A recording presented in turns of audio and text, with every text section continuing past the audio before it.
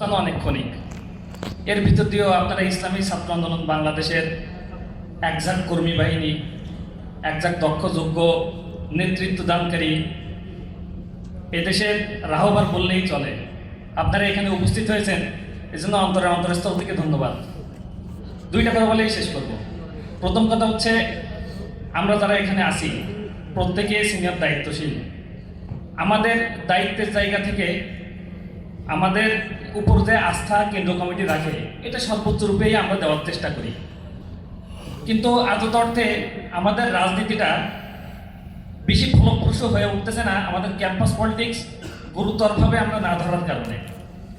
বাংলাদেশের রাজনীতিতে campus politics, যদি পৃথিবীর কোনো রাজনীতি ক্যাম্পাস পলিটিক্সের বাইরে যে হয় না, যার দরুন ক্যাম্পাস পলিটিক্সে খুব শক্তভাবে ধরে রাখা, এটা আদত অর্থে আমি মনে করি খুব বেশি জরুরি।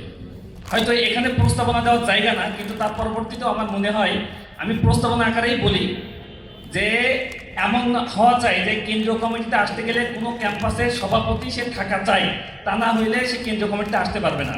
এমন হইলে তুলনামূলকভাবে ক্যাম্পাস পলিটিক্সের মান বাড়বে বলে আশা রাখি। দুই নম্বর যে কথাটা, সেটা হচ্ছে ছাত্র রাজনীতিতে দীর্ঘ একটা সময় অতিবাহিত করছি, খুব বেশি দীর্ঘ না, একেবারে স্বল্প, হয়তো 12 বছর মতো হবে।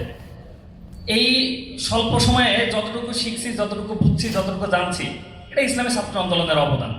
এতে কোনো সন্দেহ নেই বা এটা অস্বীকার করারও কিছু নেই। কিন্তু খুব গুরুত্বপূর্ণ একটা জিনিস হচ্ছে, রাজনীতি যখন করবেন একটা বিষয় সবসময় আমি আমাকেই বলি, আপনাদেরকেও এই ব্যাপারে যদি আপনাদেরকে এই ব্যাপারে আপনাদের যদি কোনো রকম ভালো লাগা কাজ করে, আপনারাও ব্যবহার করতে পারেন। ব্যক্তির রাগের কারণে কখনো সংগঠনের কোনো দায়িত্বশীলকে কখনো এই জায়গাটাতে আমরা তাকে হেয় প্রতিপন্ন না করি বা কোনোভাবে ছোট নজরে না দেখি। হয়তো কোনো ব্যক্তির সঙ্গে ব্যক্তির আপনার সমস্যা হইতেই পারে, যে আমার কমিটির কারোর সমস্যা হয়েছে, কিন্তু আমার থেকে ব্যক্তির থেকে সংগঠন বড়। কখনোই আমি তাকে একটু খারাপ নজরে দেখা যাচ্ছে বিভিন্ন রকমভাবে তাকে হেয় প্রতিপন্ন করা, সাংগঠনিকভাবে হেয় প্রতিপন্ন করা, এই ধরনের কোনো মানসিকতা কখনোই না রাখি।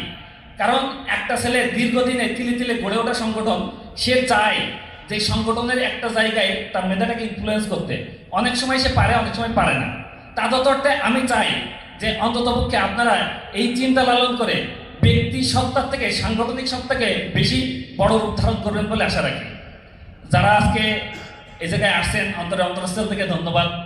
সিনিয়র নেতৃবৃন্দ, এই জন্য এইভাবেই কথাগুলো বললাম। যারা আছেন সমসাময়িকই, খুব বেশি আকপিস না, ভালো লাগা কাজ করতেছে, এখানে আসতে পারছি।